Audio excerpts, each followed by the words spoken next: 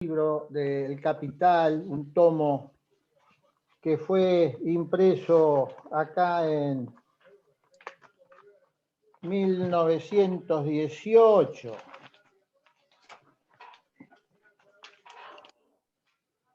De Carlos Marx, es una traducción hecha por Juan B. Justo.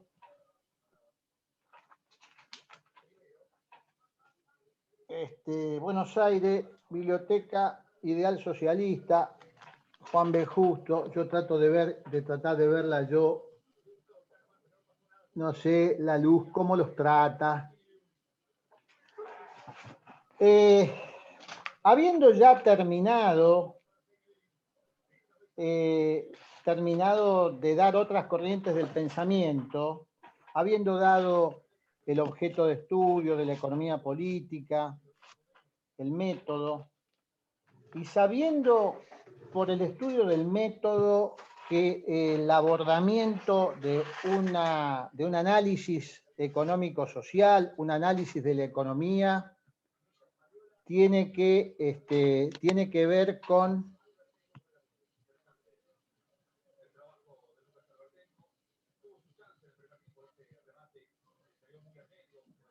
Profesor, ¿la perdimos? Sí, no te estoy, a ver, no, es que no me estoy viendo yo, algo pasó.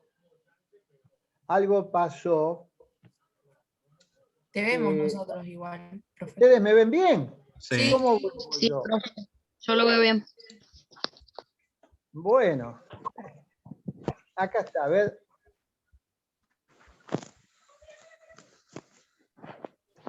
Usted continúe, no Bueno, altera. ahí está, ahí pude volver, algo toqué mal. Les decía, como cada autor va a privilegiar lo que le parezca más importante en este paso inicial, en esta abstracción donde saca las cosas secundarias y se vuelca a lo importante, lo que él considera importante, este esquema no deja de lado a Marx, que hace lo mismo. Cuando él se pone a analizar el capitalismo, les voy a leer el primer párrafo que está acá de su texto, de su inicio. No lo voy a leer, pero bueno, el primer párrafo del capítulo primero, la mercancía, dice así, son 4 renglones. La riqueza de las sociedades en que reina el modo capitalista de producción se presenta como una inmensa acumulación de mercancías. Y cada mercancía como su forma elemental. Nuestra investigación principia, por lo tanto, en el análisis de la mercancía. Esto lo va a decir Marx por primera vez en 1859, cuando publica la primera edición del Capital. O sea que él, como ve que está lleno, el mundo el capitalismo es un enorme arsenal de mercancía, deja a los fisiócratas que digan que el trabajo es de la tierra, sale de la tierra, deja a los mercantilistas que digan que lo importante es vender caro, comprar barato, deja a los clásicos que digan que la economía, que el valor surge del capital, más el trabajo, más los recursos naturales, y que cada uno va a recibir un poquito de lo que aportó al sistema, déjalos a ellos allá. Yo voy a analizar la mercancía. En este análisis de la mercancía, Marx va a proceder como por ahí podemos proceder nosotros, que vemos, por ejemplo, a un negro grande, todo con rulito, con una morena al lado, y el chiquito es negro y tiene rulito.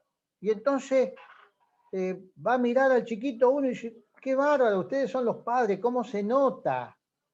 Y si uno ve a un rubio grandote de ojos celeste y con otra rubia, digamos, sueca o noruega, y tiene un chico rubio y de ojos celeste, mirando al chico, ustedes van a decir, qué bárbaro, color de pelo rubio, es alto para la edad que tiene la frente ancha como el padre o como la madre. Es decir, de la misma manera que se encuentran elementos que en el niño que son producto de los padres, Marx va a encontrar en la mercadería elementos que son productos de los que la fabricaron. De la misma manera que han fabricado, digamos, acepten ustedes el término, a un niño, una pareja de hombre y mujer como las que describo. Y entonces Marx va a encontrar algo que por ahí ya se había dicho, que las mercaderías tienen un valor de uso y tienen un valor de cambio. El doble carácter que va a haber en la mercadería. La mercadería tiene que ser útil para algo, si no, nadie la va a comprar, valor de uso. Y la mercadería tiene un valor cuando va al mercado, que es su valor de cambio, que en el mercado se expresa como un precio, dependiendo, por supuesto, de cantidad de oferta, cantidad de demanda. La oferta, la cantidad de mucha oferta puede hacer que el precio baje por el interés de los vendedores, baje un poco. La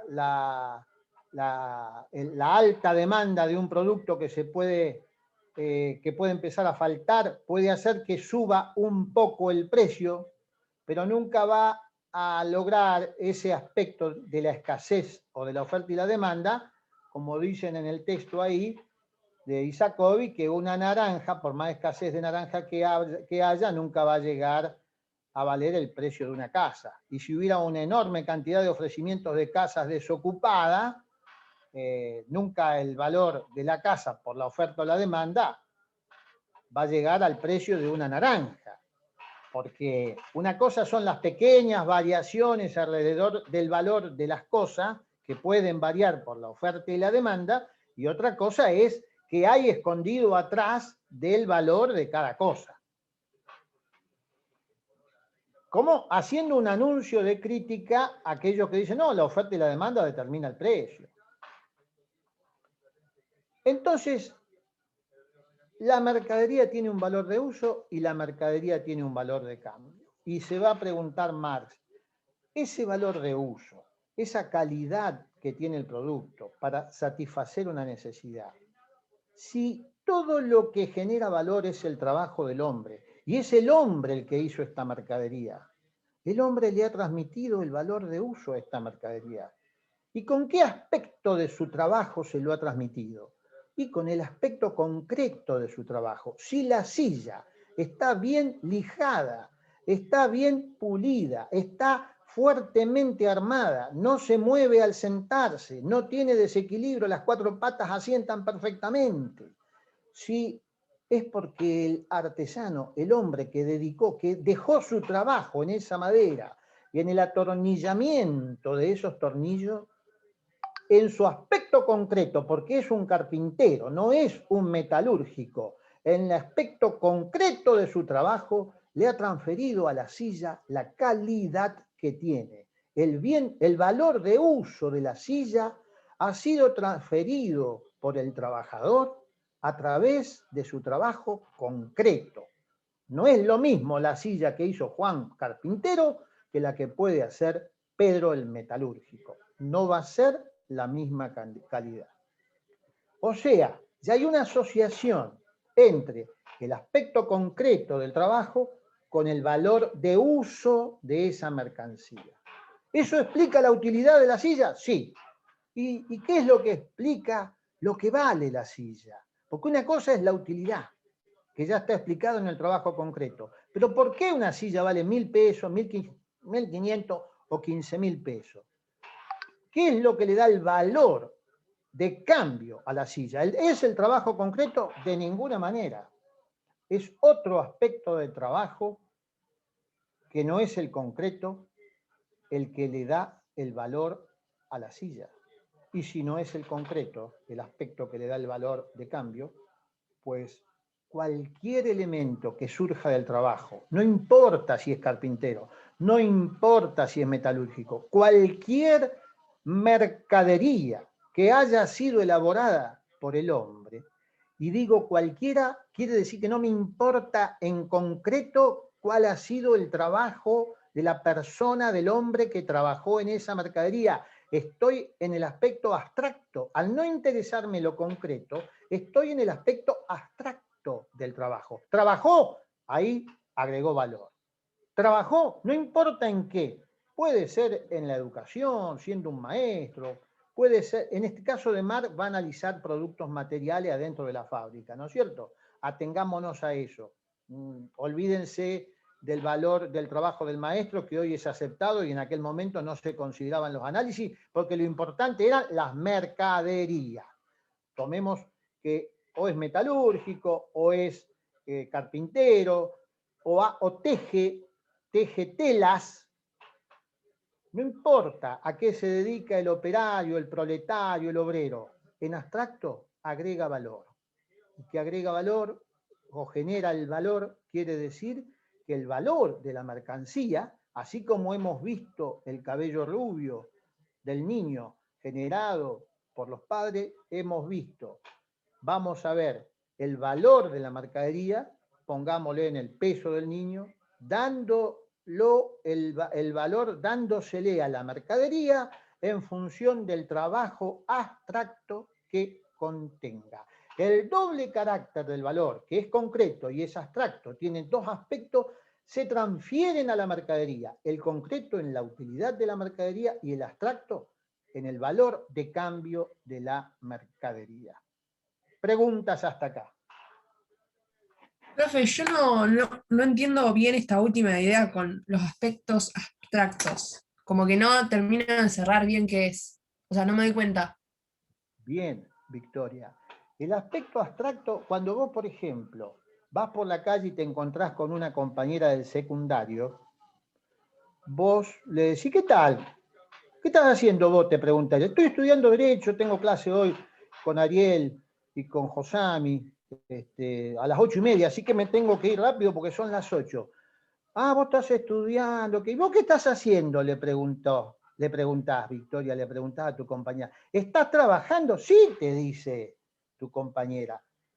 Vos no le preguntaste en qué estás trabajando. Vos le preguntaste si está participando del sistema productivo, cumpliendo una jornada de trabajo y percibiendo por ello un salario. Le has preguntado exclusivamente por el aspecto abstracto de su actividad, por el aspecto abstracto de su trabajo. En la primera pregunta, no te ha interesado de qué trabaja, no te ha interesado su trabajo concreto, solamente te ha interesado saber si tiene dinero para subsistir después de que fueron compañeras del secundario, porque está trabajando en abstracto, o no tiene dinero porque está buscando y no consiguió trabajo. ¿Se entiende lo que es el trabajo abstracto? Sí, ¿y eso cómo influye en el precio? Eso es lo que voy, capaz, que no me Bueno, doy cuenta de esa relación. inmediatamente después, déjame que te diga que tu interés no va a ser tan económica de saber si que tu compañera tiene dinero porque trabaja, sino le vas a preguntar inmediatamente, ¡ay, dónde estás trabajando! En una fotocopiadora. Ah, estoy trabajando, ahí te estás preguntando por su trabajo concreto. Bien. Dado por entendido lo que es concreto y lo que es abstracto, cualquier empresario que pague un salario lo hará a condición de que ese trabajador le genere un bien que le permita vender el bien, obtener un excedente y pagar ese salario. Y justamente el trabajo en abstracto, o sea, una persona que está operando materias primas, que está operando elementos que va a cambiar, que va a procesar, tu compañera está tomando una hoja virgen de una resma de 500 o varias hojas y la está colocando en la fotocopiadora. Cuando viene el alumno y dice, ¿qué quiere? El libro tal, necesito una fotocopia, son 30 hojas, tenemos a 2 pesos la hoja, son 60 pesos. Bueno, hágame la fotocopia. Y entonces va a tocar los botones, colocando el original y las transformará las 30 hojas vírgenes en 30 hojas impresas. las 30 hojas virgen le habrán costado a la empresa 5 pesos, le habrá cobrado los 60, y entonces con esos 60 habrá podido amortizar la máquina, pagar los 5 pesos de la hoja, le quedará para el salario de tu amiga, y así se habrá procesado, con el trabajo concreto tendrá la compradora tendrá la utilidad que es poder llevarse el libro a su casa, y con el trabajo en abstracto lo mismo pasaría en una panadería para la que envasó las facturas que te compraste, lo mismo pasaría en una carpintería, en abstracto cualquiera que haya trabajado le agregará valor de cambio a la mercadería en abstracto, no importa cuál es en concreto la actividad, importa que está trabajando como factor de producción, si se quiere seguir a los clásicos o a Castro y Leza, como factor de producción trabajo, percibe un salario, y bueno, ese salario está generado, está generando ese trabajo, esa actividad de la persona en abstracto, está generando el valor de cambio. Y lo va a generar, digamos, en función de lo que el autor... Sí, pero escúcheme, y si yo para fabricar este pan tengo gente que me lo hace en 1 hora y hay otro que me lo hace en 3 horas, y hay otro que en otro lado lo hacen en 2 horas, lo hacen. Usted lo dijo, la mayoría lo hace en 2 horas. Bueno, el trabajo socialmente necesario que lleva la fabricación de pan son 2 horas. El que lo logra hacer a 1 hora va a tener una producción extraordinaria por mayor productividad de la media, que es 2 horas. Y el que está demorando 3 horas, por algo debe ser, algo estará haciendo mal, alguna ineptitud tiene, y va a hacer menos kilos de pan, y el empresario va a decir, che, ¿qué pasa? ¿Cómo puede ser que mi vecino que tiene un trabajador le hace 30 kilos de pan y vos no me podés sacar más de 15 o 20? ¿Dónde está el problema? Mirá que estamos igual, le compramos la misma harina, tenemos la misma máquina. ¿Dónde estamos fallando? No, lo que pasa es que yo tengo, bueno, no sé, pero digamos, el trabajo socialmente necesario es el promedio que lleva la mercadería, y ahí el promedio de cantidad de horas para hacerla, y ahí se establece con ese promedio el valor de cambio. En definitiva, las mercaderías cuestan en función del trabajo socialmente necesario que tengan incorporado. Lo que estamos haciendo, de alguna manera, es adentrarnos en un cuadrito que tienen ustedes por allí, en la página 28,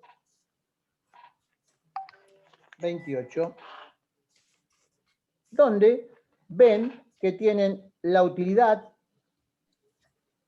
en la mercadería y el valor de la mercadería, el valor de cambio de la mercadería. Y si suben hacia arriba, buscando a sus generadores, tendrán el aspecto cuantitativo y tendrán el trabajo social abstracto como generador de ese valor de cambio. Y si suben por el valor de uso, encontrarán que es el aspecto cualitativo, que es el trabajo concreto, lo que le da el carácter de valor de uso. No estamos haciendo otra cosa que, de alguna manera, explicitar que la mercancía que surge del trabajo, de la misma manera que los niños surgen del padre y la madre, recepcionan del trabajo su aspecto y su aspecto.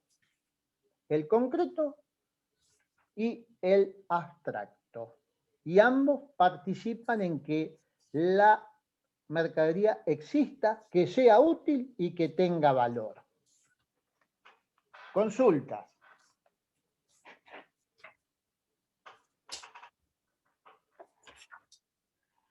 Perdón, profesor, quería preguntarle, ¿en la página 28 del libro de Isakovich está ese gráfico?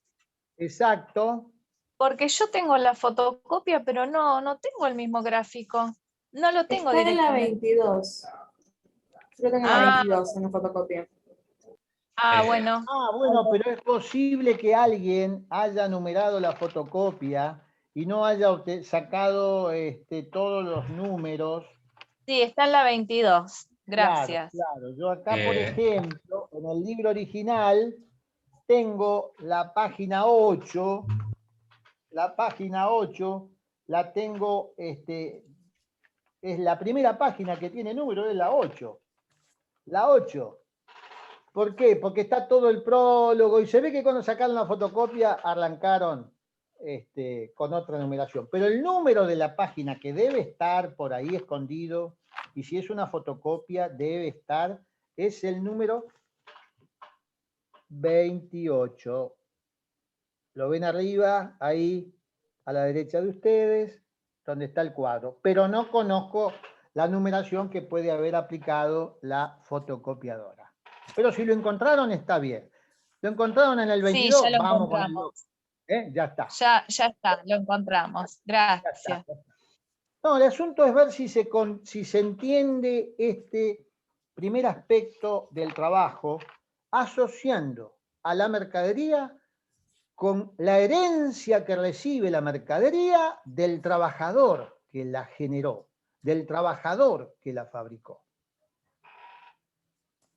Pero una pregunta, entonces se podría decir que tanto el aspecto abstracto como el concreto tienen los mismos objetivos, es decir, que la mercadería exista, que ésta tenga valor y que le sea útil al hombre para poder venderla, utilizarla, etc. Ni más ni menos. Lo que pasa es que si usted quiere preguntar esto de dónde viene, del padre o de la madre, este aspecto de dónde viene, esta es una característica del padre o de la madre, y usted en el chico encuentra características distintas. Entonces usted puede decir, no, este es de la madre, es del trabajo concreto. O dice, no, y esto es del padre, es del trabajo abstracto, porque estamos hablando del valor. El valor es el dinero por el que se va a cambiar. Es distinto que la utilidad. La mercadería siempre va a tener los dos aspectos.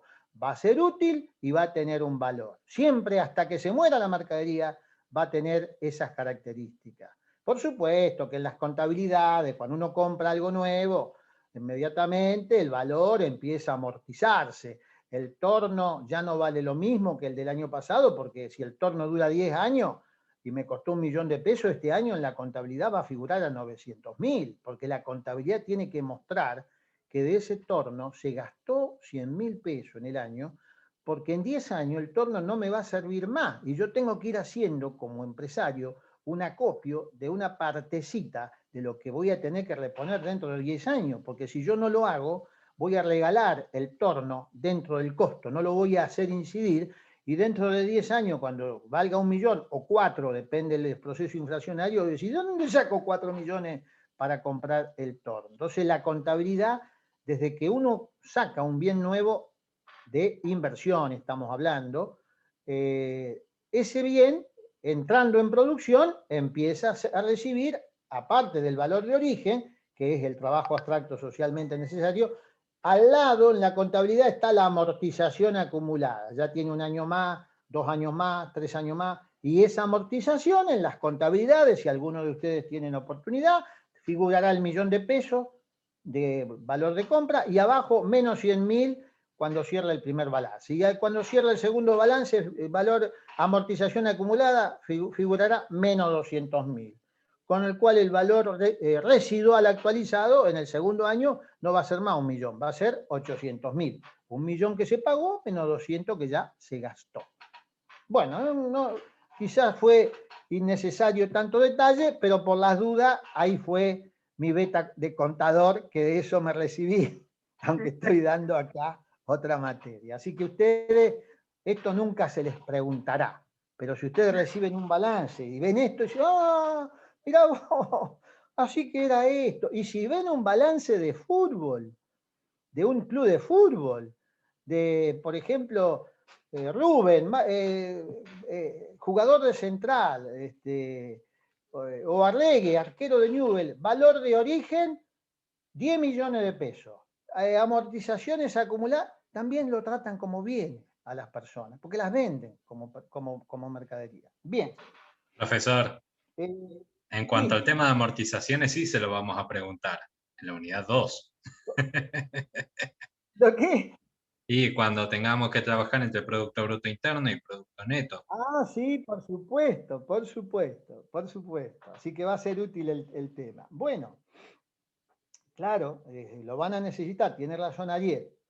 Así que no vino mal la explicación. Bien, que sepan que se gastan las máquinas a lo largo del año, para después ver la inversión cómo es.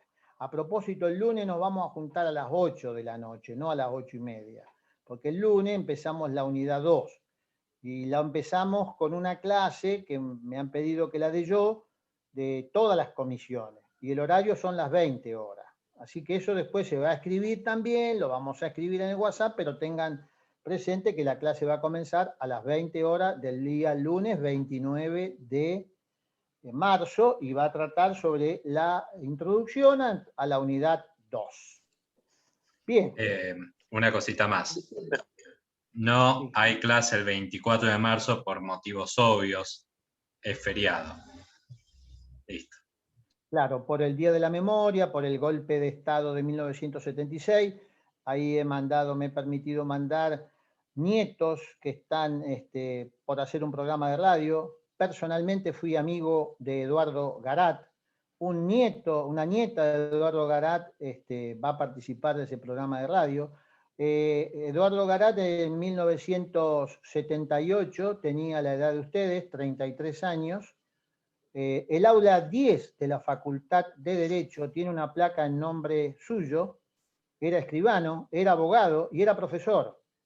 Y lo desaparecieron en abril del 1978 en la calle Santa Fe y España, muy cerquita de la facultad. Un nieto de él, o nieta, no tengo ahora presente, lo mandé en el WhatsApp, va a hacer un programa de radio junto con otros 7 nietos, la generación que está actuando ahora, de aquellos luchadores que fueron desaparecidos, ¿no?, por la dictadura. Bien. Si esto está claro, avanzaríamos un poquito ya.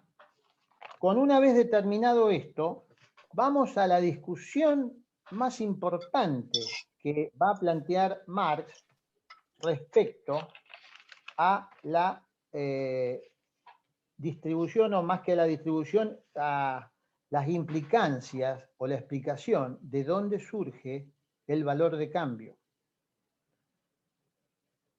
Si todo lo que genera valor es el trabajo, y lo único que genera valor es el trabajo, Marx va a decir, ¿de dónde explican los que defienden otra forma de aporte para generar los bienes que necesitamos? ¿Cómo explican? ¿Cómo pueden explicar que alguien que no trabaja se quede con parte de lo producido por el conjunto de la sociedad? A ver, si uno fuese defensor de esa postura, ¿qué se le ocurriría defender para decir el capital o el que pone la propiedad para que ahí se trabaje, no va a trabajar? Estamos hablando de que pone el dinero, compra las máquinas y se queda en su casa. Ricardo, Smith, todos dicen, no, lo que genera valor es el trabajo. Imagínense que en aquella época estos clásicos estaban peleando contra la idea que lo único que generaba valor era el trabajo aplicada a la tierra, que defendía Quesnay. Los otros no generaban valor. Entonces, dicen, no, todo el trabajo genera valor, no el aplicado a la tierra. En cualquier área que se aplique el trabajo genera valor. Bueno, pero estaban encasillados en que el trabajo generaba valor. Y entonces, Marx dice, está clara la explicación por qué no lo pueden dar que el trabajo genera valor. La explicación está, ellos dicen falsamente que cuando uno trabaja recibe el salario, que cuando uno aporta el capital recibe la ganancia, que cuando uno aporta la renta, cuando uno aporta la tierra recibe la renta, y entonces sumando todos los esfuerzos se llega al producto, y el producto se distribuye entonces, y lo van a consumir con los ingresos que recibieron de la renta, de las ganancias y del salario. Y está todo bien, porque así se crean los... Sí. Disculpe que lo interrumpa, es que se me cortó un segundito el internet y me quedé en dónde surge el valor de cambio. Y no quiero atrasarme. No, pero vos vas a poder acceder a la clase grabada. Y al terminar la explicación, si nos queda tiempo, lo volvemos a repetir. Pero está grabado, aunque vos no hayas podido escucharla, cuando quieras vuelves a la clase, se está grabando, y ahí entenderás bien de dónde surge el valor de cambio. Les recuerdo Buenísimo, a muchas todos gracias. que las clases van a estar subidas al canal de YouTube, puntualmente a la lista de reproducción de la Comisión 14. Bien. Estábamos entonces en ¿de dónde surge el valor? Lo que es falso en la escuela clásica es que el trabajo es remunerado por el salario. Es falso que el salario paga el trabajo. Y ahí radica todo el nudo gordiano de la explotación del hombre por el hombre, va a decir Marx. El trabajo que genera, que hace el obrero en la fábrica, genera durante las horas que permanece en la fábrica un nivel de producción tal que le permite al empresario pagar toda la materia prima, pagarle el salario a él, y le queda un excedente de dinero, que es lo que el empresario se queda como ganancia. Pero lo único que generó el total del valor ha sido el trabajo del obrero. Si el obrero se quedara con lo que produjo, debería quedarse con todo lo que generó, el valor que generó, menos la materia prima que usó. Porque si está él, las máquinas y la materia prima, y lo único que genera valor es el trabajo, la lógica indicaría que el que generó todo ese valor es el que trabajó. Sin embargo, así como había una relación jurídica en el sistema feudal, que aunque no trabajara el terrateniente, tenía derecho a la renta, lo vieron en el cuadro de Quesnay, lo tienen para quien lo quiera consultar, porque lo hemos subido, el cuadro de Surú, que dimos en la clase, en que la dimos hace unas clases atrás. Acá hay una relación jurídica donde el que se ocupa de pagar los salarios, de alquilar el edificio, de comprar las materias primas, es el empresario. Y por ese trabajo, de alguna manera, organizador de la producción, ojo que si estuviese trabajando, está agregando, además del capital para comprar todo lo que mencioné que compra, está agregando trabajo, y eso no se discute.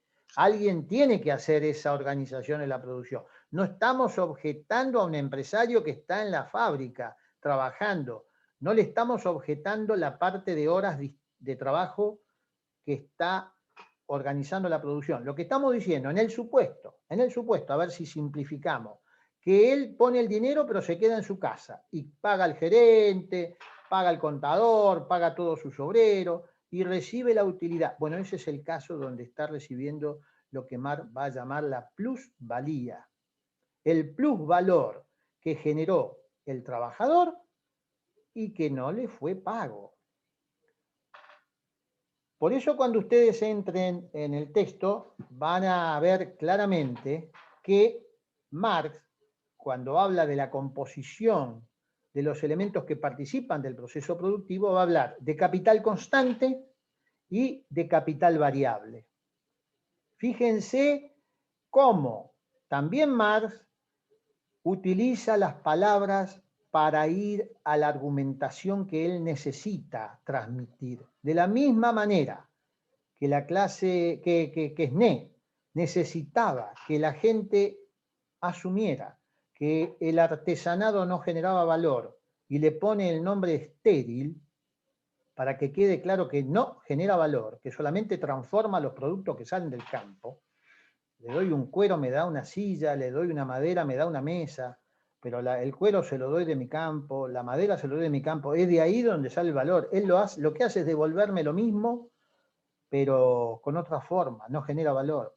Ese pensamiento fisiocrático califica de estéril a la clase artesanal o futura clase industrial.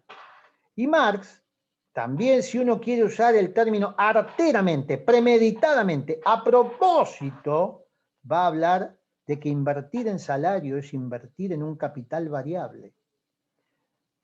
¿Por qué capital variable? Porque es el único capital que le va a permitir que su riqueza aumente. No hay otro capital que invertido en él le vaya a permitir que su riqueza aumente. Olvidémonos de la experiencia inflacionaria, porque si fuera la experiencia inflacionaria, ustedes me dirían, falso, profesor. Mi papá compró un juego de dormitorio el año pasado a 50.000 pesos. No, lo tuvo en un galpón y hoy vale 120. No me diga usted que no se enriqueció. No, no estamos hablando del proceso inflacionario, estamos hablando de la generación de valor. El capital es variable porque invertido en él dará por resultado un mayor valor a que el capitalista invirtió. No va a poder hacer lo mismo con la madera que compró. Ese es capital constante. Si compró madera para hacer mesa y la quiere vender, la va a tener que vender al precio de mercado que es similar a lo que pagó. Profe, ¿y lo que es maquinarias? Tipo, si invertís En en maquinaria lo mismo. lo Lo mismo. que es maquinaria que ha comprado es trabajo pretérito, trabajo muerto, trabajo anterior. Y es capital constante porque no es trabajo vivo que se paga con el salario. El trabajo anterior, el trabajo muerto, el trabajo pretérito, las máquinas y las materias primas, producto del trabajo de otros hombres en otro momento, lo va a llamar capital constante.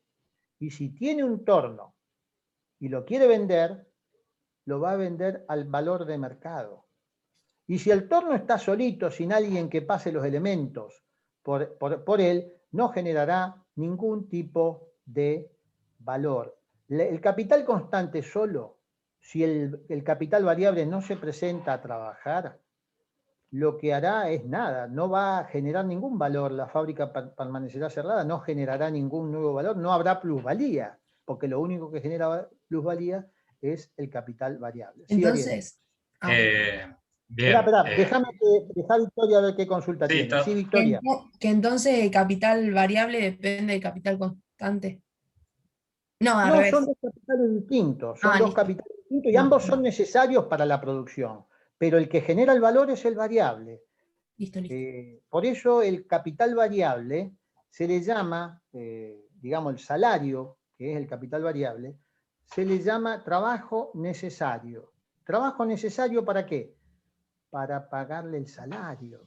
Para pagarle el salario, ¿por qué? Porque con el salario tiene que comer, tiene que vestirse y tiene que dormir, descansar y volver al día siguiente con toda su fuerza de trabajo repuesta para hacer otra jornada de trabajo. Por eso es trabajo necesario para llegar al salario. El otro trabajo, el que genera la plusvalía, lo va a llamar trabajo excedente. O sea que la jornada de 8 horas se compone del trabajo necesario, igual al salario, o sea, igual al salario en el sentido que vendido el producto, se paga el salario y si produjo 8 y el salario es 4, vendiendo 4 sillas, le paga y le quedan otras 4, que es el trabajo excedente y que es la plusvalía.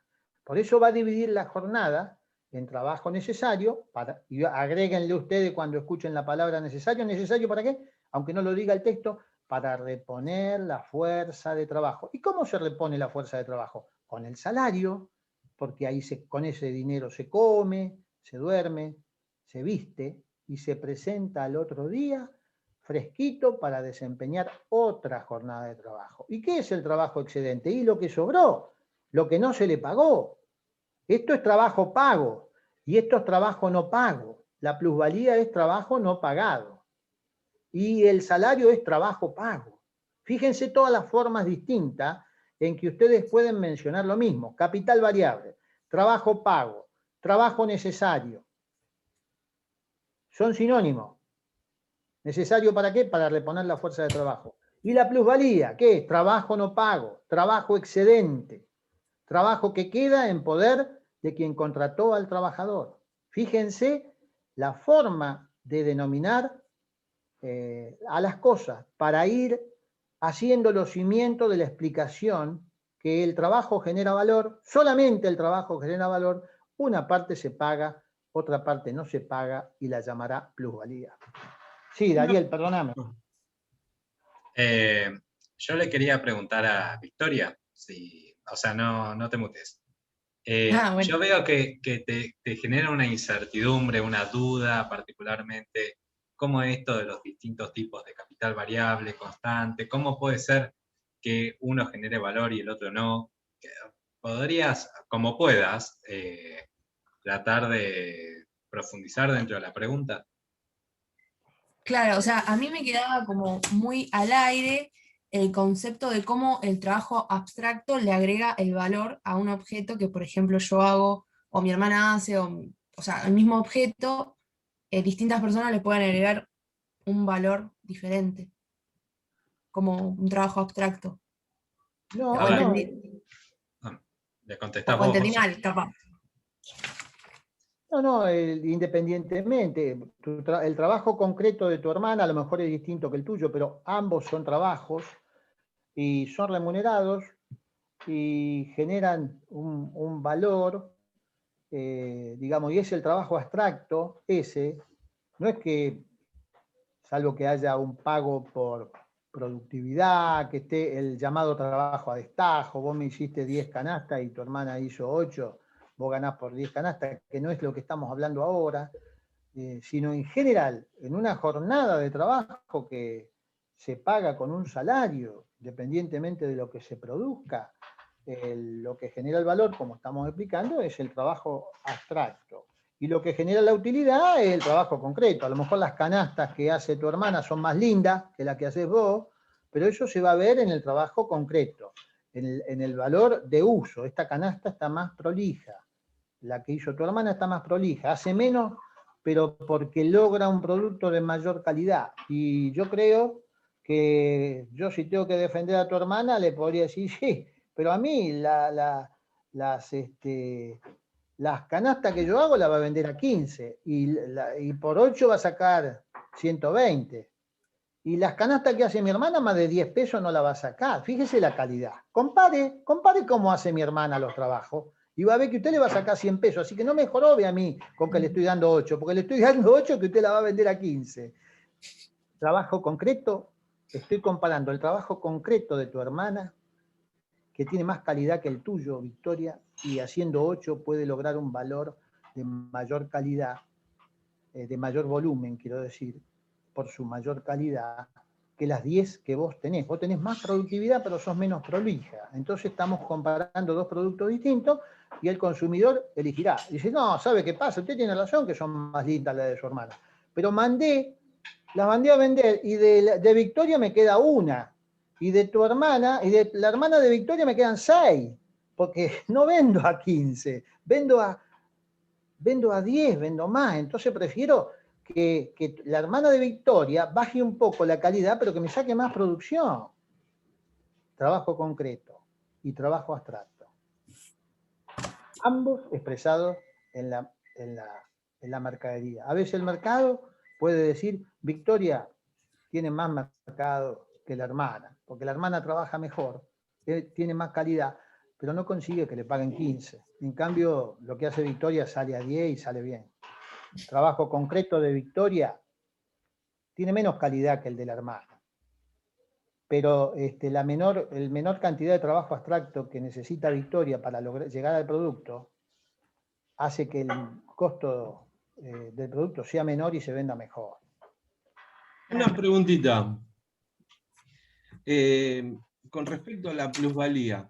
Si la plusvalía sería el capital de la fuerza de trabajo del empleado que no es remunerada, diríamos, sería como que, bueno, no se la están pagando al empleado. Si ese excedente que queda, diríamos, que es lo que se queda al capitalista, sería lo que le corresponde al empleado. ¿Qué sería? ¿Cuál sería la parte de la ganancia del capitalista? Si eso sería... Bueno, no, recuerde eso usted, es lo que no me termina de cerrar bien. está claro. Recuerde usted que el planteo de Marx va a terminar, así como en la Revolución Francesa se dijo, liberen a los siervos de la gleba, vamos a abolir todas las instituciones feudales, que venga la gente a la ciudad a trabajar y cobre un salario. El planteo de Marx, que estamos iniciando, va a terminar diciendo, no necesitamos al capitalista, no es que no necesitemos un coordinador, no necesitamos a alguien que nos pague para quedarse con parte de nuestro trabajo. Necesitamos organizar la producción, siempre tiene que quedar un excedente para comprar. No es que tengamos que darle al obrero todo lo que produce, pero podemos decidir que el que no está trabajando, que el que no está participando del proceso productivo, no reciba un excedente de la medida en que está recibiendo. Podrá como ciudadano, si se aplica el criterio de que a cada uno se pide según su capacidad y se le da según su necesidad, tendrá sus necesidades cubiertas. Pero lo que nosotros haríamos con ese excedente, va a decir Marx, es planificar cómo invertirlo para mejorar la producción, para mejorar la maquinaria, para tener una mayor productividad en beneficio del conjunto de la sociedad. Porque acuérdense que no es neutral decir no se está pagando ese trabajo, es trabajo no pago, es plusvalía, es aprovechamiento de algo para el que no se participó. No es neutral. Y como lo estoy explicando, ha hecho que en procesos revolucionarios del siglo XX se cambie el capitalismo por otra forma de producir, que sería la forma socialista, y que justamente necesita una planificación de la producción, pero que no deja librado a una parte del producto para alguien que no está aportando porque simplemente puso el capital. Está planteando un modo de producción distinto. No es solamente analizar el proceso de trabajo por una cuestión, digamos, meramente cultural o meramente, digamos, filosófica, no. Uno de los planteos de Marx ha sido, hasta ahora los filósofos se han dedicado a estudiar el mundo, necesitamos cambiarlo. ¿Y cambiarlo hacia qué? Hacia una forma de producción más justa. O sea que uno no puede imaginarse un sistema, digamos, dentro del capitalismo sí, fuera del capitalismo, aquel que no, de la misma manera que pasa con la renta. Fíjense ustedes, en los procesos de cambio, por ejemplo, del feudalismo al capitalismo, hay procesos más cruentos y procesos más negociados. En Inglaterra el proceso de paso al capitalismo ha sido mucho más negociado, por eso tiene rey. Y Francia no tiene rey, porque no hubo negociación. El proceso de transformación hacia el capitalismo en Francia fue mucho más duro, por eso recordamos la Revolución Francesa. Y España tiene rey. Y nosotros teníamos un colonizador que era feudal, y nosotros entonces acá reproducimos las grandes extensiones de tierra. Inglaterra era capitalista y la colonia de Inglaterra, Estados Unidos, reprodujo pequeñas producciones de tierra. Y Ricardo luchaba en Inglaterra ¿contra quién? Contra la ley de grano, con la ley de tierra, que no le den tanto al terrateniente, que lo jorobemos al terrateniente, que compremos barato en Argentina, como lo tienen en las clases que dio Ariel, y esta gente que está vendiendo caro acá, buscar hacer otra cosa. A nosotros nos conviene la industria, venderle los productos y traer más barato, porque aparte, si los trabajadores digamos, consiguen los alimentos más baratos, nosotros podemos bajar el salario, vamos a ser más competitivos, le vamos a comprar a los otros que producen más barato y le vamos a dar los productos industriales. Entonces, a mí la verdad que tengo que andar a los codazos, va a decir Ricardo, con esta oligarquía. Ojalá hubiera sido como Francia, que no estuviera. Pero tenemos la reina, todavía la tenemos, y en Francia no. A ver, cuando nosotros estamos analizando el planteo marxista, sabemos que su destino final no es el capitalismo.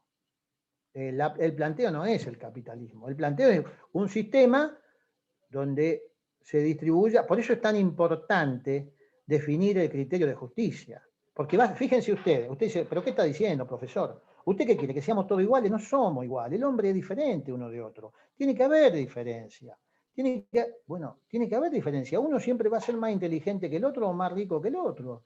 ¿Y por qué me lo quiere quitar a eso? Es así. Bueno, son puntos de vista. Uno puede ser diferente del otro porque puede tener más tiempo, dedicarse al deporte, tener más agilidad, ser una luminaria en el deporte o en la actividad que desempeña. Eso no necesariamente tiene que significar que no sepa qué hacer con la plata. Puede ser feliz siendo un excelente trabajador de lo que sea, deportista de lo que sea, y no tiene por qué necesitarse hacer una expresión económica que digamos, haga una distribución como la que tenemos en el mundo hoy con millonarios que no saben qué hacer con su dinero, que no saben qué hacer, que piden algunos más conscientes, piden por favor que les cobren más impuestos, que no es el caso de la clase dirigente argentina supermillonaria, no es el caso, pero sí es el caso de otras clases de otros países que ven que no tiene sentido seguir acumulando sin distribuir.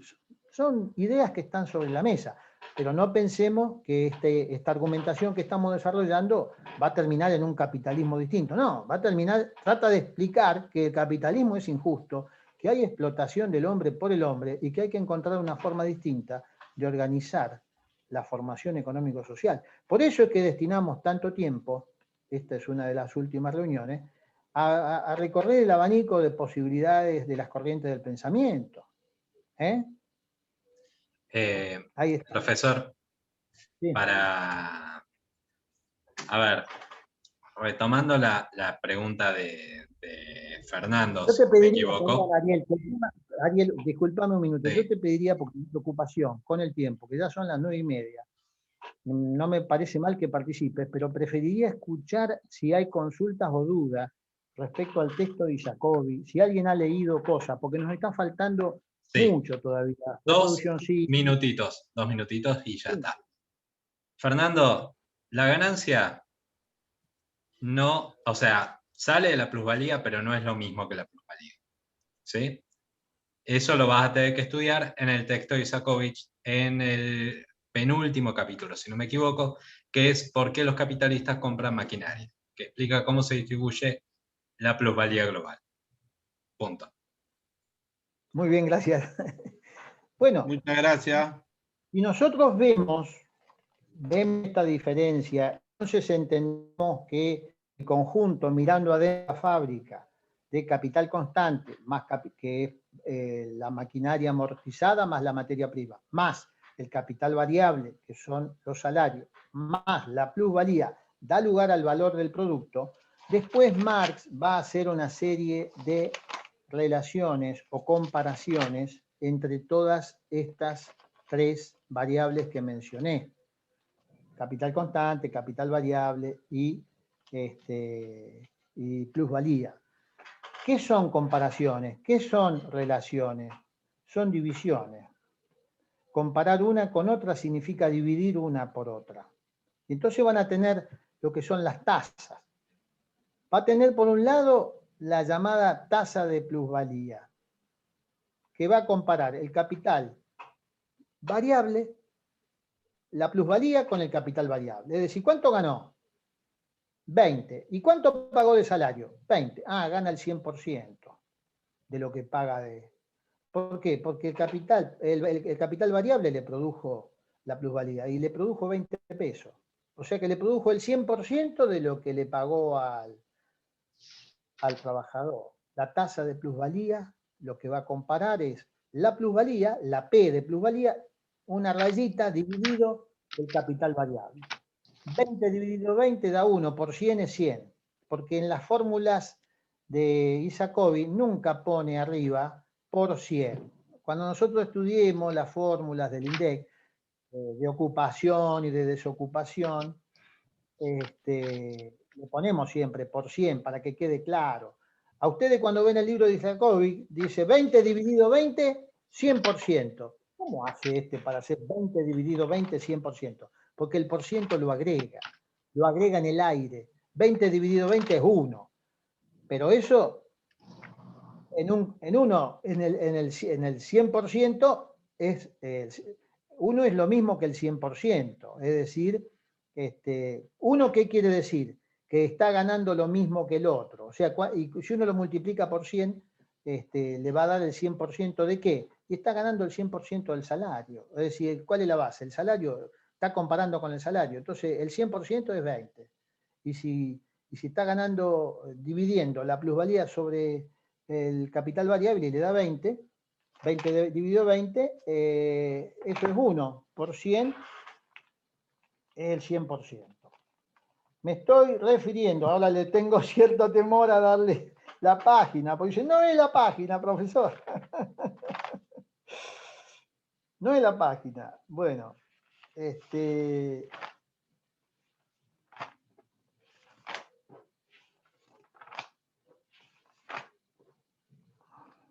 estoy mirando algunas comparaciones de tasa de ganancia. Yo acá lo tengo en la página 60, pero ustedes la pueden tener en otro lado. Ahí donde yo digo que compara la P con la B para tasa de plusvalía. Y ahí dice, fíjense ahí, miren. 20 dividido 20 igual 100%. Pero ahí yo para mayor claridad le hubiera puesto 20 por 100 arriba, dividido 20, me da 100. Pero está referido, cuando uno compara, pone en el número que pone abajo, lo que está queriendo determinar es cuánto es el número que puso arriba respecto a la base que está abajo. Y si 20 es el 100% de 20. Y fíjense acá, la tasa de plusvalía que calcula más abajo, 60 dividido 30, ya no le da 100. Le da 200. Porque 60 dividido 30 es 2 por 100, 200.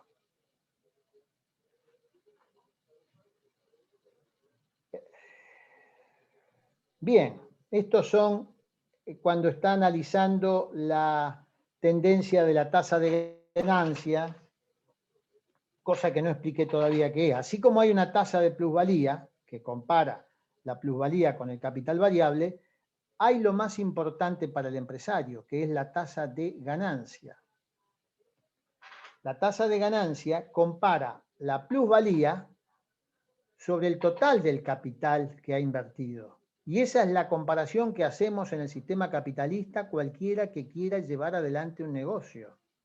Si yo tengo que invertir, tengo 100.000 pesos, y tengo que invertir en una fotocopiadora, más el sueldo de un empleado, más un alquiler, y con la fotocopiadora, la suma total de mi inversión de 100.000 me va a dar 20.000 pesos por mes. Y la opción que yo tengo es poner una pizzería, donde tengo que comprar el horno, tengo que alquilar un inmueble también, y tengo que contratar un cocinero, y tengo que contratar los fleteros, pero invirtiendo esos 100.000 pesos, voy a obtener, en lugar de 20, 30.000 por mes. No hay duda que yo voy a optar por hacer pizza y no por sacar fotocopia, porque 30.000 es un 50% más que 20.000.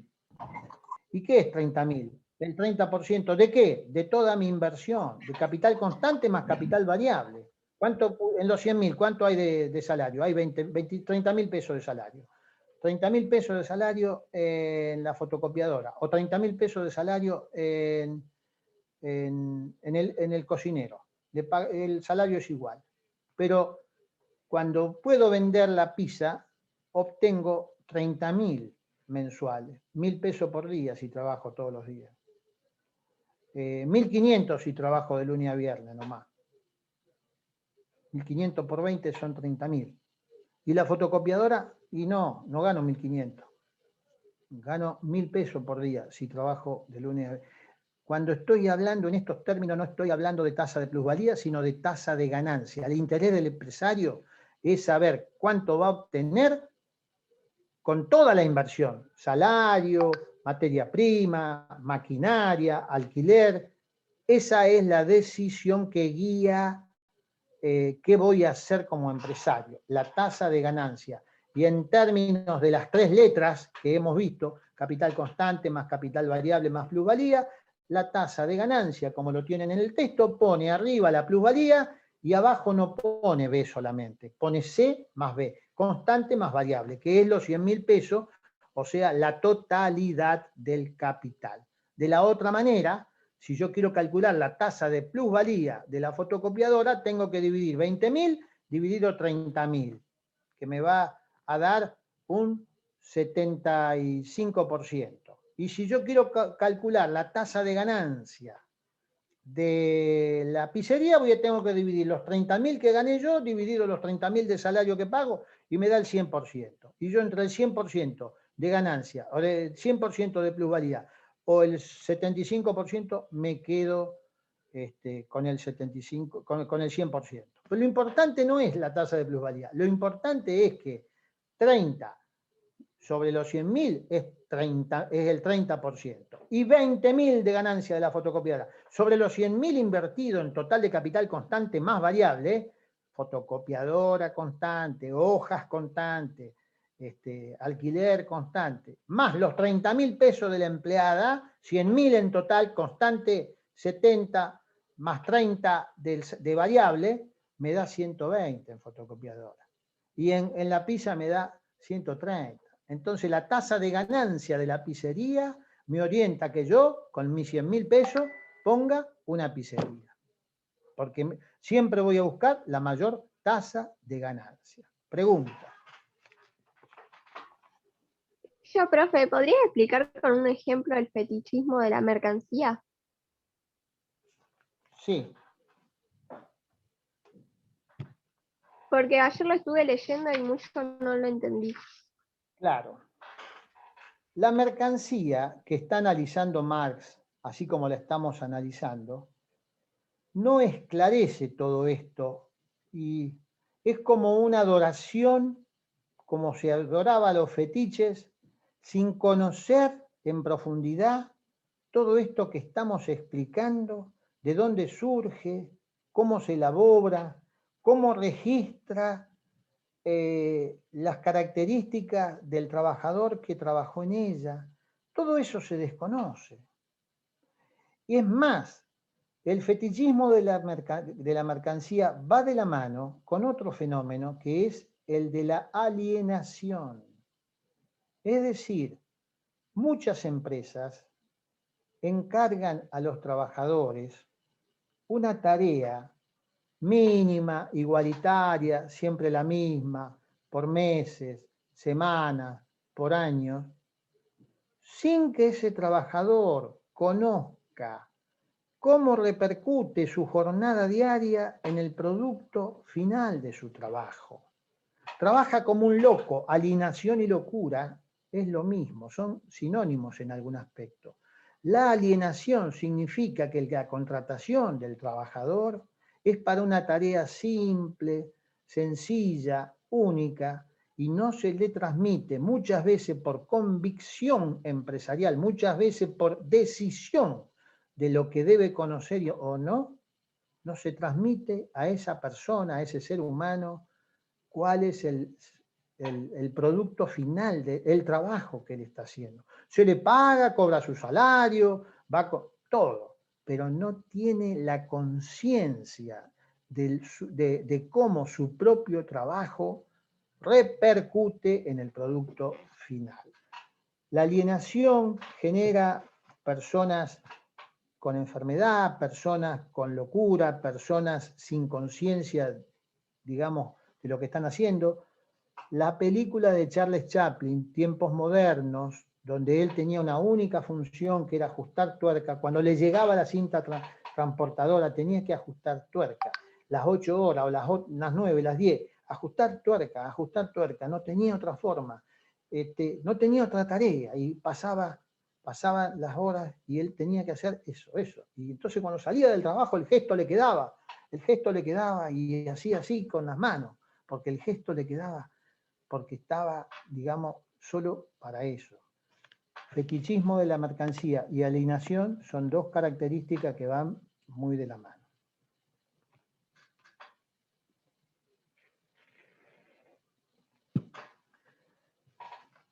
Yo quería comentarles que, digamos, continuando para que puedan ir viendo este tema de tasa de plusvalía y tasa de ganancia. Este cuadro de transformación de la plusvalía en ganancia que tienen comparando tres empresas diferentes con capital constante, capital variable, plusvalía y el cálculo de la tasa de ganancia y de tasa de plusvalía. Es interesante que los conceptos que hemos visto los puedan repasar buscándolo en el texto. Yo lo tengo en la página 55, no sé en la fotocopiadora.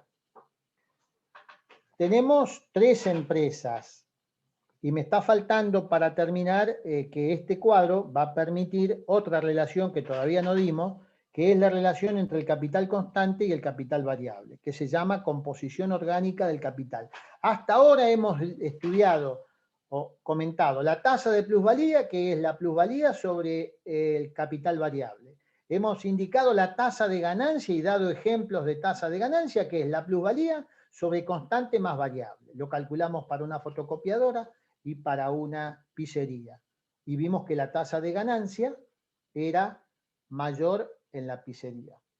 Hay otra relación muy importante, que es la estructura del aparato productivo, el capital que invierte el empresario entre el capital constante y el capital variable. Y entonces la composición orgánica del capital, porque tanto constante como variable son capital para el capitalista, pero la división de C, capital constante, sobre B, capital variable, es decir, la suma de todo lo que la amortización de las maquinarias, más toda la materia prima, va en la C de capital constante, dividido el total de salario pagado, o sea, del capital variable, nos da una relación.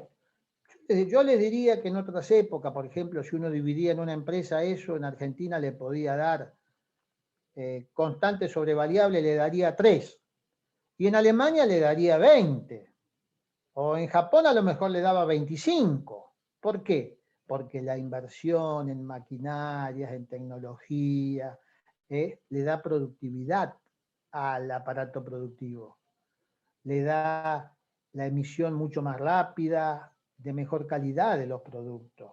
Si tiene una máquina automática, no es lo mismo que comparar lo que hacíamos antes del trabajo manual de Victoria con su hermana. Ahí se define la calidad y se sacan las canastas que se quieran. Cuando hay más capital constante que tiene inteligencia incorporada, y el capital constante, acuérdense que es trabajo muerto, trabajo antiguo, trabajo pretérito, trabajo cristalizado, es producto del trabajo, no salió de la nada, también lo generó el trabajo. Y el que se apropia de ese capital constante, lo que tiene es la posibilidad de, con menos capital variable, por la automaticidad y la inteligencia que se puso en esas máquinas, con menos salarios, obtener mucha más producción, comerse el mercado, desalojar a los pequeños productores que no llegan a esa máquina, que hoy él tenía 10 obreros, se quedó con uno, o con uno y su reemplazante, 2, despidió 8, y con esa máquina produce más que con los 10 obreros que tenía. No importa para él que haya generado 8 que están buscando trabajo. Él ha invadido el mercado con un producto de mayor calidad, más cantidad, a menor costo, y eso le va a aumentar su tasa de ganancia. Y no está mal, así funciona el sistema.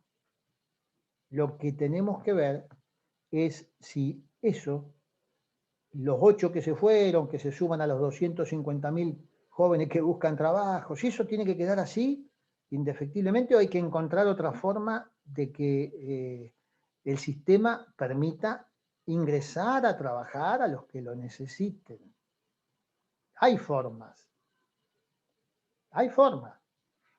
Ya alguna vez hemos mencionado, es decir, ¿cómo puede ser que estemos trabajando 8 horas? Que los que lograron las 8 horas los colgaron, los mataron allá en Estados Unidos en el siglo XIX, y pasó todo el siglo XX, Y 21 años del siglo XXI. Y seguimos trabajando las mismas horas que lograron los mártires de Chicago. Y hay desocupación acá, hay desocupación allá, y alienación, y cansancios. Y por supuesto que tenemos que comprar para que comprar y comprar. Nosotros nos está faltando dar, y yo eso es la escuela neoclásica, que no la desarrollamos, pero por ahí me gustaría recibir preguntas en algún momento, porque ya vamos a entrar en la unidad 2 y no la hemos desarrollado, que justamente vino como respuesta a esto que estamos explicando de Marx también. Se fueron de discutir este tema y se fueron los neoclásicos a discutir otra forma de valor, que el valor ya no es más si es producto del trabajo, si es trabajo más capital, más recursos naturales. Dejaron a ellos discutiendo adentro de la fábrica, Adam Smith con Ricardo, con Marx, y se fueron al mercado y a plantear un valor subjetivo. Las mercaderías valen lo que la gente la va a pagar, y venimos con otro esquema del valor que ya les digo, en algún momento desarrollaremos. Pero acá estamos con este planteo todavía de tasa de plusvalía, tasa de ganancia y composición orgánica del capital. ¿Por qué es importante composición orgánica del capital? Bueno, porque en libre competencia, y con esto vamos a ir terminando, nos quedan unos minutos, y quedamos librados a preguntas que, si no son hoy, cuando vuelvan al texto, por supuesto, volveremos a contestarlas. En un mercado de libre competencia, lo que va a haber es, por un lado, se va a guiar el mercado por obtener la mayor tasa de ganancia. Pero en el caso de ejemplo que dimos, basta que la fotocopiadora dice, che, yo estoy invirtiendo 100.000 pesos y gano 20. Y enfrente tengo el pisero que invirtió 100.000 pesos y gana 30. Yo, fotocopiadora, lo que voy a hacer es vender mi fotocopiadora, voy a desalquilar el local, me voy a alquilar otro local y voy a comprar un horno pisero, voy a contratar a un trabajador pisero y voy a empezar a ganar 30.000. ¿Cómo voy a ganar 20 si está ganando 30 con la misma plata? Y lo va a hacer. Entonces, en lugar de 10 fotocopiadoras quedan 9. Pero en lugar de haber 10 pizzerías, va a haber 11. Y justo enfrente se va a poner. Entonces, ¿qué va a pasar? El que vendía a 30.000 va a empezar a vender un poquito menos. Ya no va a vender porque va a tener otro nuevo que compite por el precio y va a tratar de bajar el precio para no perder el mercado. Y en la fotocopiadora va a pasar lo contrario. Como la fotocopiadora de la otra esquina, van todos a ella porque se bajó una fotocopia, se bajó una oferta, la fotocopiadora que estaba ganando 20 va a decir, tengo cola para sacar fotocopia, no valen más 2 pesos la hoja, ahora vale 2.50. Y yo entonces ahora en lugar de 20 estoy ganando 25.000 por mes. Y ya me estoy acercando a una cosa más lógica. Y el pisero que ganaba 30, si tuvo que bajar el precio, y a lo mejor se va a acercar a 26.000. Entonces, ¿qué quiere decir? En libre competencia, que no es la situación de hoy, pero sí es la situación que estudió Marx y que está en la página explicada del texto que les acabo de mostrar, donde compara pan, textil y metalúrgica. Lo que va a decir el autor Isakovic es que cuando baja la oferta, va a aumentar un poquito el precio. Y cuando aumenta la oferta de producto, va a disminuir un poquito el precio. ¿Y hasta cuándo se van a andar mudando de la fotocopia a la pizzería y de la pizzería a la fotocopia?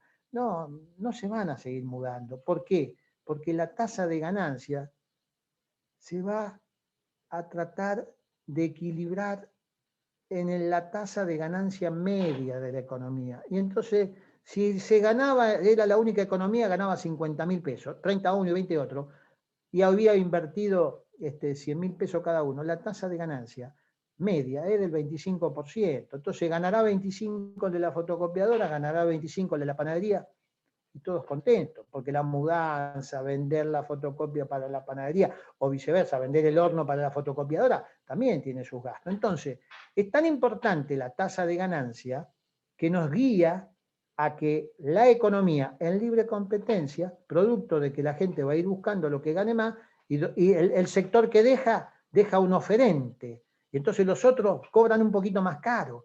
Y ahí se compensa o se mejora la baja rentabilidad que tenía el lugar de donde se fue. Pero va a perjudicar por exceso de oferta el lugar a donde va a concurrir a ofrecer lo mismo que antes estaba ganando 30 y va a tener que bajar a ganar 26 o 25. ¿Y hasta cuánto vamos a andar ahí? Eso se va a equilibrar en una tasa de ganancia media, que va a ser la tasa de ganancia media de la economía, que es como figuran ahí,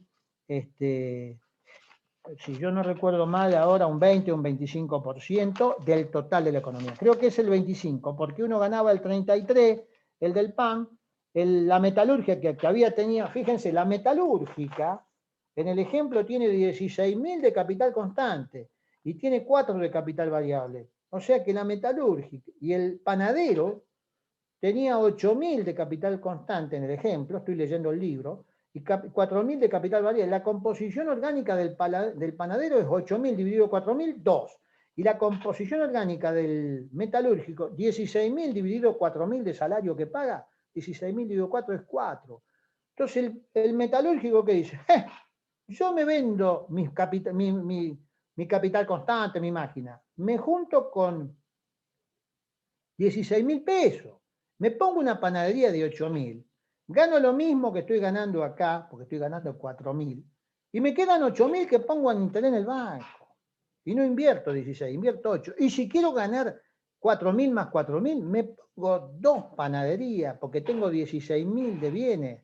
Me pongo 2 panaderías, y con 2 panaderías voy a ganar 4.000 en una y 4.000 en 8.000. Y yo estoy ganando 4.000. ¿Qué estoy haciendo yo con esto? En libre competencia lo podrá hacer, señor metalúrgico, pero cuando usted vaya a la panadería, el pan va a bajar y usted no va a ganar más 4.000, a lo mejor va a ganar 3.000, 2.500 y se va a acercar al 25%. Eso es lo que está explicado en el texto. Yo lo digo sin escribir, lo digo sin cuadros, porque ustedes ya tienen el texto. No quiero agregar algo nuevo, quiero ayudarles a que, yendo al texto, lo consulten después de estos ejemplos que hemos dado, y que después hagan las preguntas que consideren oportunas, ¿no es cierto? Profe, perdón, me confundí la tasa de ganancia con la composición orgánica del capital. O sea, Muy bien. Listo. Muy bien. La tasa de ganancia es la plusvalía obtenida por el empresario dividido el capital total, constante más variable. Todo lo que invirtió, los 100.000 pesos sería, sea que esté analizando la fotocopiadora o que esté analizando la panadería. La tasa de ganancia de la fotocopiadora es el 20%, porque 20.000 que gana dividido 100.000 es el 20%, y la tasa de ganancia de la panadería, en el ejemplo que dimos, 30.000 dividido 100.000, constante más variable abajo, es, en lugar de ser el 20%, es el 30%, porque 30.000 es el 30% de lo invertido. La composición orgánica del capital lo que compara es todo dentro del capital. La plusvalía no se mete. La plusvalía desaparece de la composición orgánica. Es capital constante dividido capital variable. O sea, cuánto de máquina comparado con cuánto de salario. Por eso yo comparé con Alemania, con Japón, con países industriales que tienen composiciones orgánicas mucho más altas que otros países que son productores de materia prima. Y en una época que no es esta, porque el fenómeno chino cambió todo, pero en los años 60 o 70, los que tenían alta composición orgánica del capital producían bienes que nos vendían mucho más caro que los bienes que producíamos nosotros. Teníamos que entregar 50 vacas para un tractor, porque lo importábamos al tractor, pero al año siguiente había que entregar 60 vacas, y al otro año había que entregar 80 vacas, porque cada vez nos cobraban más lo que ellos producían con alta composición orgánica y nos pagaban menos por lo que nosotros producíamos sin alta composición orgánica del capital, con un bajo capital por salario pagado. Eso cambió porque los chinos, que estaban con tanta hambruna que obligaron a que no pudieran tener más que un hijo por familia, el otro no tenía derecho a educación, si lo querés tener, tenelo, pero olvídate de la salud, olvídate de la educación. Por eso muchos europeos han ido y han adoptado China, damas, porque prefieren, se tenía que elegir uno, preferían que fuera varón por el trabajo y no dama. Entonces las niñas eran dadas en adopción. Pero eso, ahora, de un pueblo hambriento, miserable, al volcarse a la productividad con alta tecnología, porque las grandes empresas multinacionales encontraron que en lugar de pagar en Alemania, en Estados Unidos, en Japón, altísimos salarios, si se llevaban las patentes y contrataban salarios mucho más bajos, podían competir en el mundo con productos de la misma calidad garantizado por el conocimiento, por los ingenieros, por todos los técnicos que tenían que viajar al lugar y aplicar las normas, enseñando al trabajo que generaba valor, pero que era pagado 10 veces menos que en Alemania, 10 veces menos. Entonces el producto se podía presentar en el mundo, fabricado en China, con un costo que andaba a los codazos y dejaba caído a cualquier otra alternativa, porque ellos entraban con masivos productos, como están hoy, de bajísimo costo. Y hoy no podemos hablar del deterioro de los términos del intercambio. Paradójicamente, como hay que alimentar a toda esa población, lo que producimos en la Argentina logra por años, dependiendo sequías y otras cosas, mejoras notorias en el precio del alimento, en la soja, en el maíz, y eso provoca ingresos importantes, mejoras importantes en determinados sectores, porque la gente que está trabajando en las ciudades tiene que alimentarse. Entonces ahora, lo que nosotros decíamos deterioro de los términos del intercambio, tenemos que decir, el deterioro lo tienen ellos ahora, le cobramos caro por allí para ellos nuestros productos naturales, tenemos agua que en cualquier momento nos la vienen a quitar, o que ya se llevan agua en los barcos que se van, como lastre, porque es agua dulce, del tránsito por el Paraná, que es muy difícil conseguirla.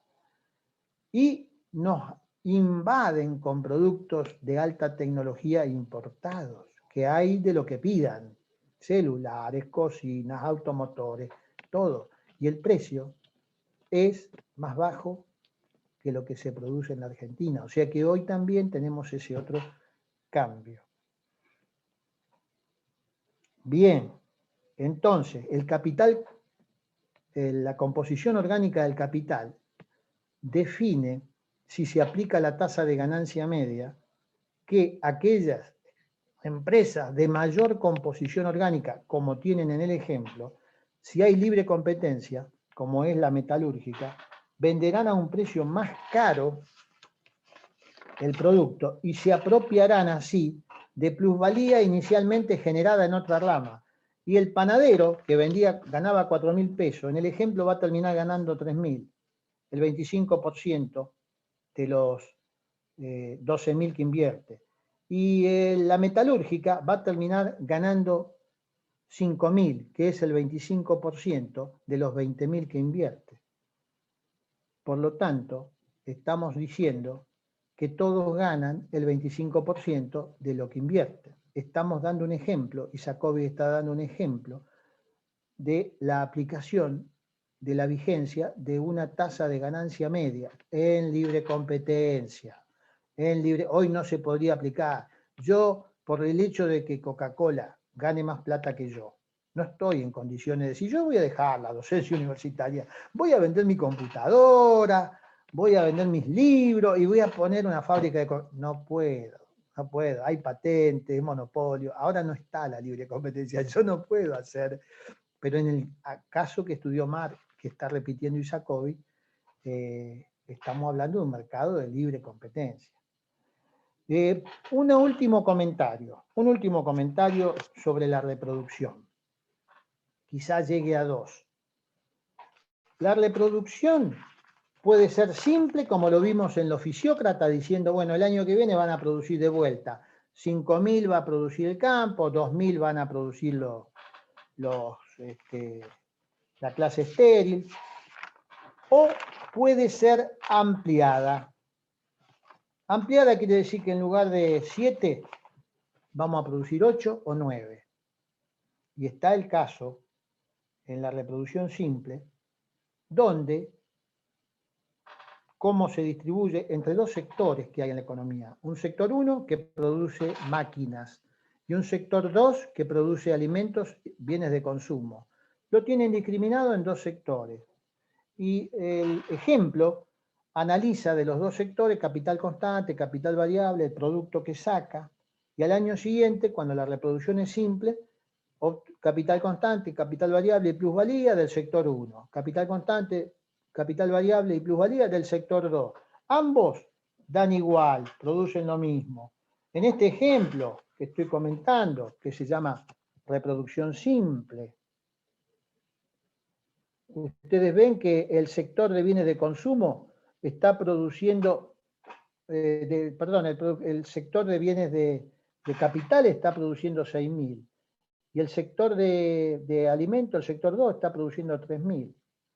Entonces después van a empezar a distribuir el capital variable que tiene que comer, pero el capitalista también, y tiene que alimentarse, entonces va a distribuir el capital variable para comprar parte de los 3.000 que son bienes de consumo. Van a ver todo como, viendo lo que se pagó de capital variable y de lo que obtuvo el empresario de plusvalía, porque acá fíjense cómo se da la reproducción simple. Hay 3.000 de bienes de consumo y los obreros tienen 1.500 para gastar y el capitalista tiene 1.500 para gastar. O sea que va a ir a consumir los 3.000 de bienes de consumo. Y digamos, también obtuvieron 6.000 de capital constante. Y justo, ¿cuánto produjo de capital constante? Y produjo 6.000, entonces con esto, 6.000 compra los 6.000 y al año que viene reproducen la reproducción simple. Reproducen la reproducción simple. Pero si la reproducción es ampliada, se imaginan otro ejemplo que está en la página siguiente, donde, si quieren simplificarlo, tiene que haber, para que haya más bienes que el ejercicio anterior, tiene que haber más inversión en capital constante, o sea, en la C. Y si hay más inversión en capital constante, lo harán los empresarios y en lugar de haber 6.000 y 3.000, la reproducción ampliada les hará producir, según muestra acá, 6.500 y 3.175. O sea, la reproducción ampliada, producto de cuánto de capital constante, cuánto de capital variable, cuánto de plusvalía, va a producir una mayor producción. En el sistema clásico, diríamos, ha habido más inversión y entonces tenemos más producto. En el esquema de Marx ha habido una reproducción ampliada. Decir una cosa u otra es lo mismo. Reproducción ampliada es lo mismo que incremento del producto en el siguiente año respecto al anterior. Este esqueleto constante más variable más plusvalía permite este juego que hemos intentado presentar, no para que se vayan sabiendo, sino para que no les asuste cuando lo lean.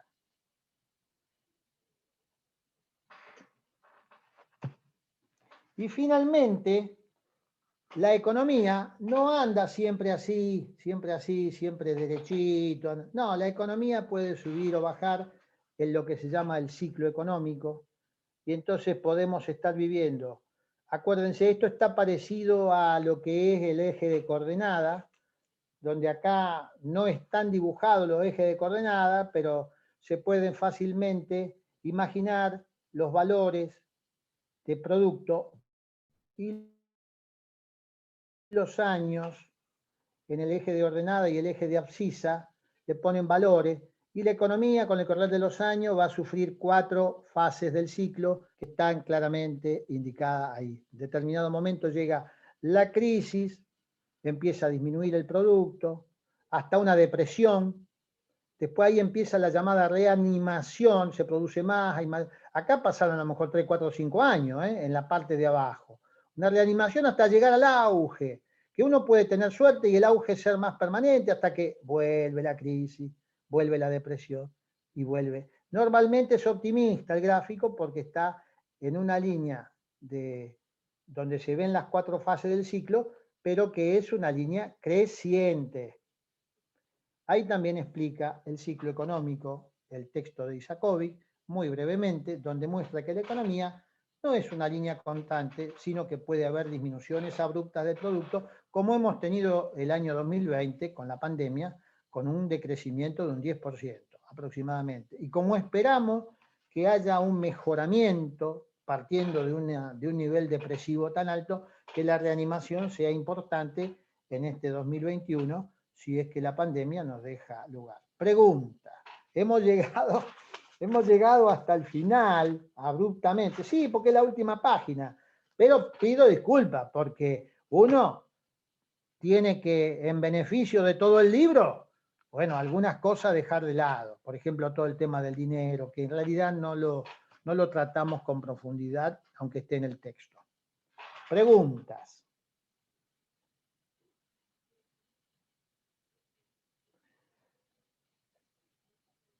Es un buen momento para que veo que han anotado, que han prestado atención, sabemos que tienen la clase, por ahí algunos conceptos conviene repasarlo, hay clases que son un poco más cargadas que otras, esta puede estar cargada, así que estando grabada me quedo tranquilo que quien tenga duda podrá consultarla, me quedo tranquilo que hemos tratado de explicitar en términos simples el texto que acabamos de comentar, y que ustedes van a poder sacarse las dudas y volverán a la carga con lo que quede de dudas en la próxima semana.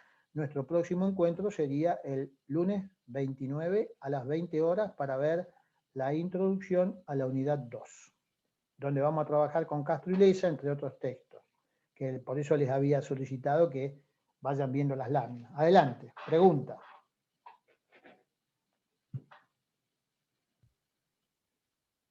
Ariel, ¿qué te parece a vos? Fernando Estaba viendo de que justo estaban habilitando algunos micrófonos, así que dejemos que los chicos No, que pregunten. fue mucha información hoy. Capaz que lo vamos a ver y después tenemos más preguntas. Por lo menos yo. Está bien. Sí, los veo. Es una carga. Ahí ustedes díganme, denos menos. Y bueno, denos menos, hagamos otra clase, pero siempre está, siempre está. Yo entusiasmado por los temas, traté de que me queden pocas cosas. Fíjense que algún tema como este, por ejemplo, no lo dimos, pero también cuando Fernando preguntó en su momento el tema de la ganancia, cómo quedaba y qué sé yo, acá está un elemento muy importante de la teoría, como es la fuerza productiva y las relaciones de producción. Las fuerzas productivas y las relaciones de producción. Y cómo cuando hay un atascamiento de las relaciones de producción, porque ya no da más, porque no da satisfacción al conjunto de la sociedad, lo que hace la sociedad es decir, cambiemos las relaciones de producción y busquemos otra forma de organizar la producción. Así que, digamos, es un tema que estuvo insinuado ya también, lo dimos con Lange, así que acá Isacovi repite el modo de producción, donde claramente arriba de todo está el modo de producción con dos elementos esenciales, relaciones de producción y fuerzas productivas. Yo le quería preguntar de la clase del lunes, si no entendí mal, ¿es como que van a estar todas las comisiones? Sí, vamos a hacer una clase conjunta, porque es inicio de la unidad 2, y entonces, así como en el inicio de la materia dio una clase conjunta el profesor Gambina, algunos docentes mayores vamos a dar en cada inicio de unidad una clase colectiva. Porque y ahora me toca a mí. Tuvimos mucho inconveniente, la otra vez nos quedamos afuera, no se pudo, no nos pudimos conectar, va. Ah, bueno. Sí, la vez pasada... ¿Puedo tomar la palabra 2 segundos? Sí, cómo no, Ariel, a ver vos que estás más en tema. Estamos tratando de encontrarle alguna vuelta a la dificultad que representa que el Zoom tenga un máximo de 300 participantes en una sola reunión. Entonces lo que estamos pensando hacer es transmitir en vivo por el canal de YouTube la clase. Bien, en ese caso, aquellas personas que queden afuera pueden sumarse a la transmisión, que no sé si la voy a hacer yo, la va a hacer alguno de mis compañeros, para, bueno, que ustedes puedan escucharla de la misma manera que la escuchan aquellos que sí pudieron ingresar. Por otra parte, y aprovechando ya la interrupción, les recuerdo que les fui sumando contenido al campus de la facultad. Bien, son básicamente distintos enlaces para que ustedes puedan acceder y reforzar las clases que hemos dado por este medio. Acérquense al campus de la facultad, ingresen con sus claves y vean que les he dejado varios videos con la explicación de algunos autores. Entre ellos está Marx. Así que lean, véanlo, y de última, si todavía quedan dudas, podemos ver cómo hacemos para reforzar este tema. ¿Sí? Un tema muy extenso, el profesor lo ha dado con todo el ímpetu que le pone a cada una de sus clases. Sin embargo, es cierto que es un tema complicado a la hora de entender conceptos. Entonces, si se llega a presentar alguna dificultad, lo veremos más adelante. Por último, y ya cerrando con esto, en cuanto a lo que sería Keynes y neoclásicos, yo voy a hacer una pastilla para que ustedes puedan acceder a esos contenidos y ya empezar con la unidad 2. Bien, ¿cuándo va a ser la clase asincrónica? Les repito, asincrónica de Keynes y neoclásicos va a ser el miércoles inmediato a la clase del profesor Josami, o sea, creo que quedaría el 31 de marzo. No tengo el calendario acá, pero para que lo tengan presente. Sí, Bien. exacto, miércoles 31, perfecto. Paro con la grabación porque ya me parece que estamos, ¿no? Perfecto, perfecto. Listo, gente.